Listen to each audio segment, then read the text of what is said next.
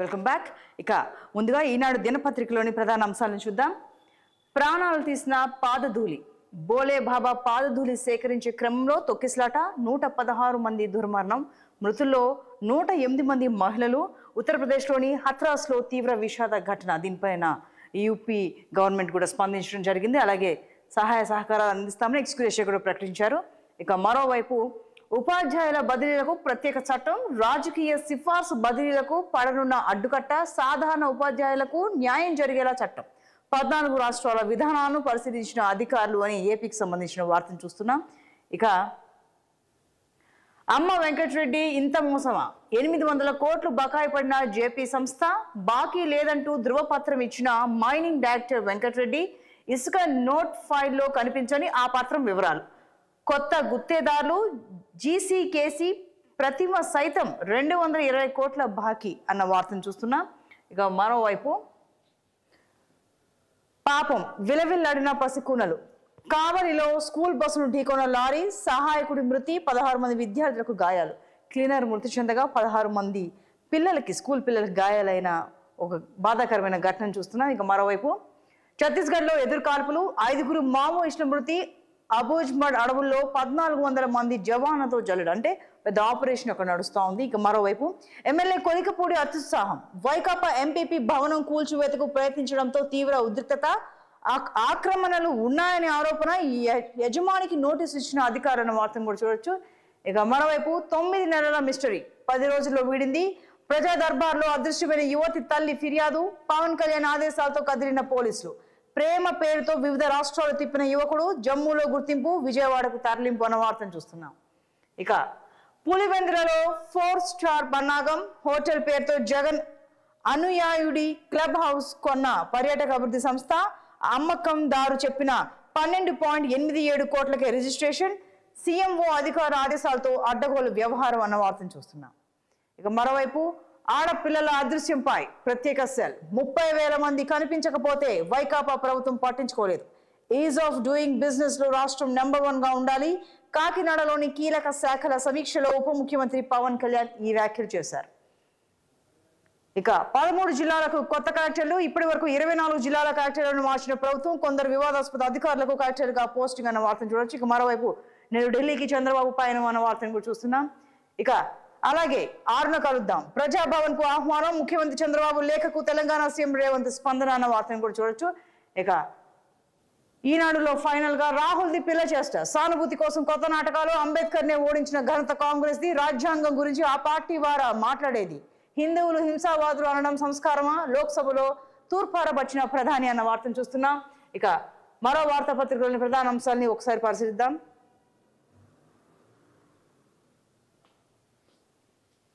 ఇక ఆంధ్రజ్యోతి వార్తాపత్రికలో సత్సంగ్లో తొక్కిసలాట, 116 మంది దుర్మరణం అన్న వార్తను చూడొచ్చు. ఇక జేపీ వెంచర్స్ నోట్ ఫైల్ గల్లంతో అన్న వార్తను కూడా చూస్తున్నాం. పేదలకు ఇసుక ఉచితం, వివిధ విధి విధానాల తయారీకి సీఎం ఆదేశం. జగన్ పాలసీతో ప్రజలకు తీవ్ర నష్టం. ఇప్పటికీ వైసీపీ నేతల చేతుల్లోని డంపులు, వాటిని ఇంకా స్వాధీనం చేసుకోలేదా? గనుల శాఖ డైరెక్టర్ను ఆరా తీసిన చంద్రబాబు. ఎవరైనా ఆన్లైన్ లో బుక్ చేసుకోవాల్సిందే అన్న సీఎం మాటలు ఇవి. ఇక మరోవైపు జూదం కేర్ ఆఫ్ ఆన్లైన్, ప్రాణాలతో ఆట. ఆయువు తీస్తున్న గేమింగ్, బెట్టింగ్, లోన్ యాప్లు, అన్ని వర్గాల వారిని జూదంలోకి లాగుతున్న బుకీలు. సోషల్ మీడియా ఇన్ఫ్లుయెన్సర్లతో విస్తృత ప్రచారం. బోనస్లు, రిఫరల్ ప్రయోజనాల ఆశ చూపి వల. దేశంలో రాష్ట్రంలో నిషేధం ఉన్న కార్యకలాపాలు. ఈజీ మనీ ఆశతో బెట్టింగ్, గేమింగ్ చేస్తున్న యువత. భారీగా డబ్బు నష్టపోయి లోన్ యాప్లలోనూ అప్పులు. అవి తీర్చే మార్గం లేక ఒత్తిడికి గురై బలమని మరణాలు. ఉక్కు పాదం మోపకుంటే సమాజానికి తీవ్ర నష్టం అన్న వార్తను చూస్తున్నాం. ఇక ఆ యువతలు ఆచూకీ కనిపెడతాం. అదృశ్యమైన వారిని గుర్తించేందుకు ప్రత్యేక సెల్ అన్న డిప్యూటీ సీఎం పవన్ కళ్యాణ్ వ్యాఖ్యలు ఇవి. ఇక ఏసీఏ పెత్తందారులపై తిరుగుబాటు. విజయవాడలో సమావేశమైన మెజార్టీ సభ్యులు. మాజీ అధ్యక్షుడు గంగరాజ్తో పాటు పలువురు హాజరు. ఆంధ్ర క్రికెట్ సంఘాన్ని గాడిన పెట్టాలని ప్రభుత్వానికి విజ్ఞప్తి. సెలక్షన్స్, నిధులు, ఏపీఎల్ తో సహా అన్నింటిలో అవకతవకలే అన్న వార్తను చూస్తున్నాం. ఇక మరోవైపు అబద్ధాలు, పిల్ల చేష్టలు. రాహుల్ గాంధీపై ప్రధాని ధ్వజమెత్తిన వ్యాఖ్యలు ఇవి. ఇక రాహుల్ అలా ప్రవర్తించవద్దు, మీడియాకు దూరంగా ఉండని. ఢిల్లీలో స్ట్రింగ్ ఆపరేషన్లు జరుగుతాయి. ఎన్డీఏ ఎంపీలకు ప్రధాని హెచ్చరిక అన్న వార్తను చూస్తున్నాం. ఇక సరే మాట్లాడుకుందాం, చంద్రబాబు ప్రతిపాదనకు రేవంత్ అంగీకారం అన్న వార్తను చూడొచ్చు. ఇక నీటిపై చర్చిద్దాం, మోడీకి రాహుల్ ప్రతిపాదన. సభను ఒక రోజు ముందే వాయిదా వేసిన సర్కార్. ఇక మరోవైపు నెల్లూరు జైలు రేపు పిన్నెలకి జగన్ ఓదార్పు. బెంగళూరు నుంచి తాడేపల్లికి మాజీ సీఎం దంపతులు అన్న వార్తను చూస్తున్నాం. ఇక 13 జిల్లాలకు కొత్త కలెక్టర్ల బదిలీలు అన్న వార్తను కూడా చూడొచ్చు. ఇక నిఘా అధిపతిగా లడ్డా కేంద్ర సర్వీసుల నుంచి రాష్ట్రానికి ప్రస్తుత చీఫ్ కుమార్ విశ్వజిత్ బదిలీ, సిఎస్ నీరవ్ ఉత్తర్వులు అన్న వార్తను చూడొచ్చు. ఇక ఏపీ ఎండిసిలో 400 మంది పాగా జగన్ అండ్ కో సిఫార్సులతో కాంట్రాక్ట్ నియామకాలు, కీలక స్థానాల్లో పెద్దిరెడ్డి మనుషులు, కొమ్ము కాసే వారికి ఏరికోరి పోస్టింగ్, ఇతర శాఖల నుంచి తెచ్చి కీలక బాధ్యతలు, జగన్ పత్రిక ఉద్యోగికి పునరావాసం, ప్రశ్నించిన రెగ్యులర్ ఉద్యోగులు బయటికి ఆఫీస్కు రావద్దు, ఇంట్లోనే ఉండాలని హుక్కుం అన్న వార్తను చూడొచ్చు.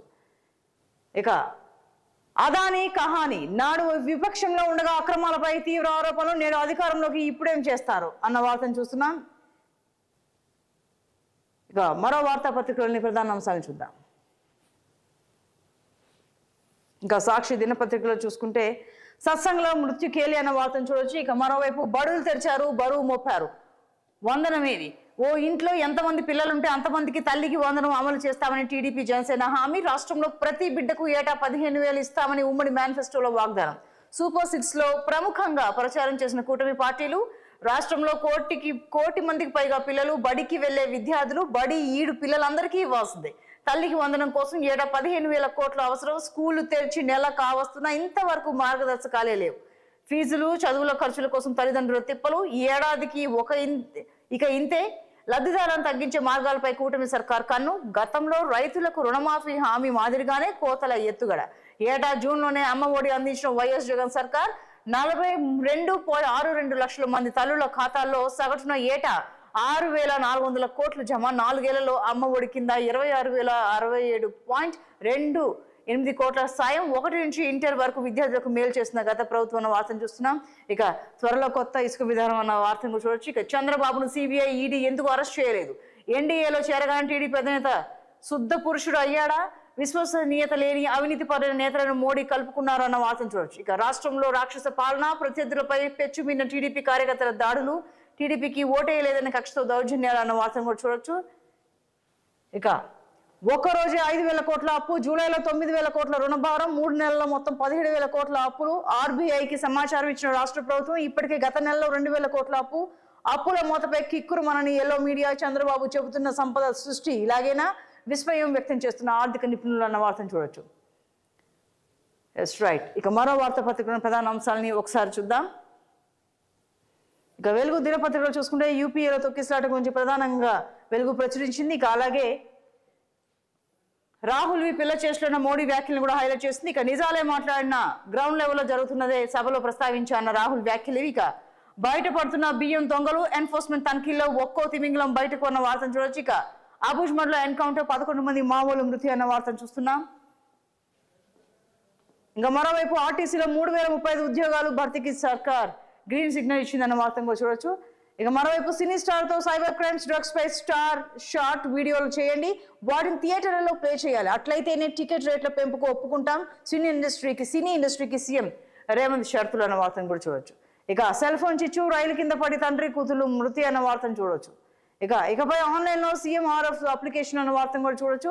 ఇక దిశ వార్తాపత్రికలోని ప్రధాన అంశాలను ఒకసారి చర్చిద్దాం. ఇక ఆరున వెల్కమ్ చర్చిద్దాం.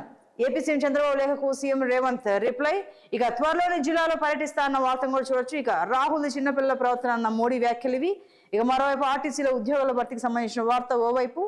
మరోవైపు నేడు 213 మంది ఖైదీలు రిలీజ్, సత్ప్రవర్తన కలిగిన వారికి విముక్తి. వీరిలో యావజ్జీవ శిక్ష అనుభవిస్తున్న 205 మంది చల్లపల్లి జైలు నుంచి ముందస్తు విడుదల. ప్రభుత్వ విజ్ఞప్తికి గవర్నర్ పాజిటివ్ రెస్పాన్స్ అన్న వార్తను చూడొచ్చు. ఇక వాస్తవ పరిస్థితులు వివరించిన రాహుల్ వ్యాఖ్యలు ఓవైపు ఉన్నాయి. ఇక కొంచెం ఓపిక పట్టండి, మళ్ళీ మనదే అధికారం, 15 ఏళ్లు కంటిన్యూ, 2 ఏళ్లలో అసెంబ్లీ సెగ్మెంట్ల సంఖ్య 160కు పెరగొచ్చు. బీఆర్ఎస్ తరపున ఎవరికి బీ ఫామ్ దక్కితే వాళ్ళదే గెలుపు. పార్టీ జడ్పీ చైర్మన్ తో బీఆర్ఎస్ అధినేత కేసీఆర్ అన్న వార్తను చూడొచ్చు. ఇక రైతు రుణమాఫీకి పైసలు రెడీ అన్న వార్తను కూడా చూస్తున్నాం ఓవైపు.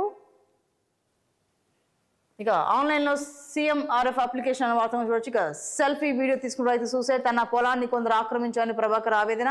ఖమ్మం జిల్లాలో ఘటన, బాధ్యులపై చర్యలు తీసుకోవాలని అధికారులకు సీఎం ఆదేశం అన్న వార్తను చూడొచ్చు. ఇక ములుగు జిల్లాకు సమ్మక్క సారలమ్మ పేరు అన్న వార్తను చూస్తున్నాం. నేడు అన్ని పంచాయతీలో గ్రామ సభల నిర్వహణ, మంత్రి ఆదేశాల మేరకు సర్క్యులర్ జారీ, ప్రజాభిప్రాయానికి అనుగుణంగా తుది నిర్ణయం అన్న వార్తను కూడా చూడొచ్చు. ఎస్. ఇక ఛత్తీస్గఢ్ లో ఎన్కౌంటర్ సంబంధించిన వార్త ఓవైపు. మరోవైపు రేపటి నుంచి వెబ్సైట్ లో కొత్త మార్కెట్ వాల్యూ, తుది దశలో భూముల విలువ పెంపు అంశం. నేడు వివిధ శాఖల ఉన్నతాధికారుల కీలక భేటీ అన్న వార్తను చూస్తున్నాం. రైట్. ఇక ఇవి వివిధ వార్తాపత్రికలోని ప్రధానాంశాలు. Stay tune to 6 TV.